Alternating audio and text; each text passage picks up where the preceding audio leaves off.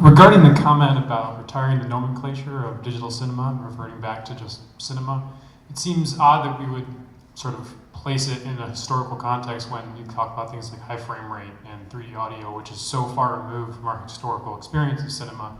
At what point do we start calling it what it is, a new medium, and finding a new name for it and pressing on and, you know, turning it into what it can become?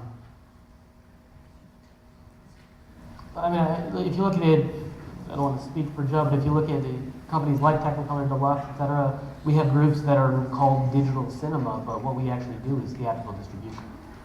So that's why it's not necessarily theatrical distribution. Yes, we're changing certain formats, et cetera, but ultimately the venues have stayed the same.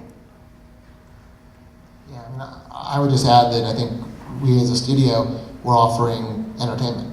So it's content, and you're just looking to offer the richest, the best content that you can by embracing and utilizing technologies around you, whether it be 3D, 4D, whether it be, you know, immersive audio or 4K. You know, and I think you know, cinema still represents where the consumer goes to watch that content. So I think from that perspective, it's still cinema. You know, and then from the content creation perspective, you're just looking to always embrace and utilize the best of what's out there, so you can keep it on. I mean, you know, I work for a theatrical distribution division of Sony Pictures, you know, and we're vested. We want to make sure that the movie theater experience for consumers offers a consistently unique and premium experience, because otherwise consumers won't keep going, and that's what we have to make sure they don't do, that they do keep going in droves.